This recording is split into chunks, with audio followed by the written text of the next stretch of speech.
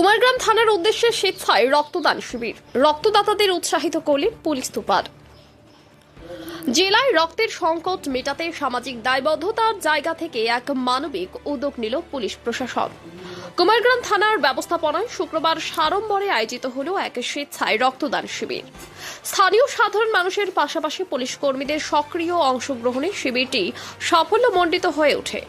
ফিতে কেটে শিবিরের উদ্বোধন করেন আলিপুরদুয়ারের পুলিশ সুপার অমিত কুমার সাউ।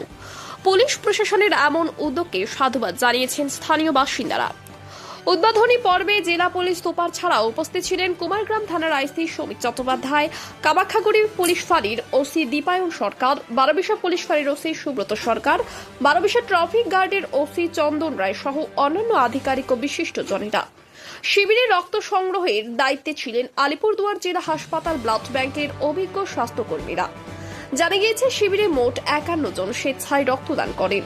সংগৃহীত এই রক্ত জেলা হাসপাতালের ব্লাড ব্যাংকে জমা রাখা হবে, যা জরুরি অবস্থায় মুমূর্ষু রোগীদের জীবন বাঁচাতে সহায়তা করবে।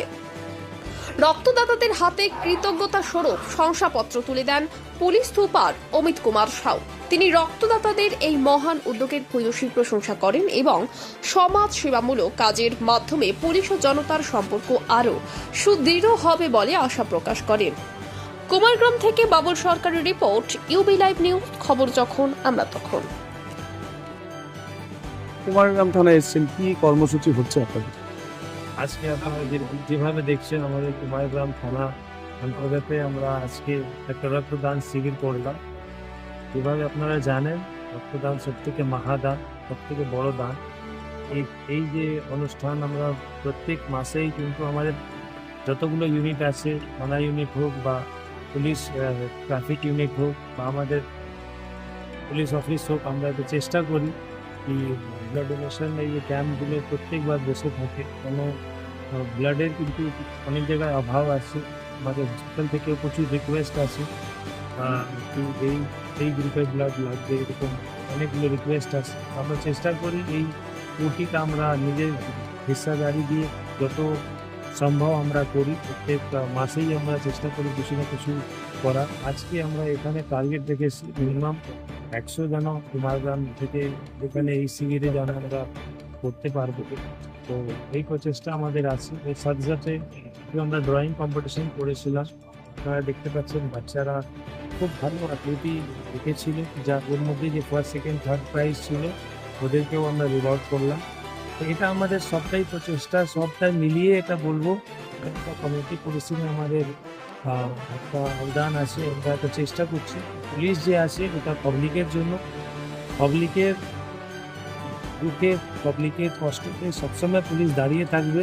আমাদের অলরেডি আপনারা জানেন উমেন হেল্প ডেস্ক আছে, সেপারেট সাইবার হেল্প ডেস্ক আছে। যে কোনো সমস্যার প্রবলেম থাকলে আমরা সবসময় প্রস্তুত আছি। 24/7 আমরা থাকবো।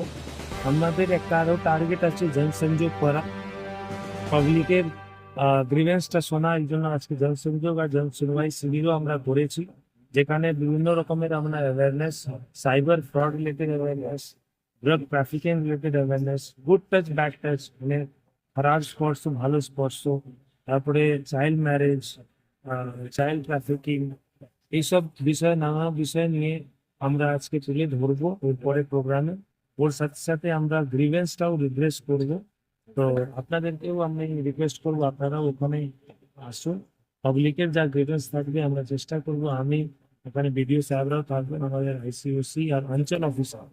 যেভাবে আপনারা দেখেছেন এইভাবে আমাদের এখন মাননীয় মুখ্যমন্ত্রী সাহেবের নির্দেশ আছে যে প্রত্যেক থানার মধ্যে যতগুলো অঞ্চল আছে, গ্রাম পঞ্চায়েত আছে, ওর একটা ডেডিকেটেড অফিসার হবে, ওর একটা টিম থাকবে। ওই টিমে আমরা অলরেডি গঠন করে নিয়েছি আর ওরা অ্যাজ আ জিপি অফিসার কাজ করছে। যা যা সমস্যা ওই গ্রাম পঞ্চায়েতে ওরা তুলে ধরবে, আর পাবলিকের কিছু সমস্যা থাকলে আমরা ওকে অ্যাকাউন্টেবল ধরবো, ওর থেকে জিজ্ঞেস করবো, আর ওর কাজ থাকবে, ওর রেসপন্সিবিলিটি থাকবে এটা পূর্ণ করা। এইসব প্রচেষ্টা আমাদের চলছে আর এটা চালিয়ে যাব। আমরা সবসময় পুলিশ পাবলিকের কাছে থাকবো। ধন্যবাদ।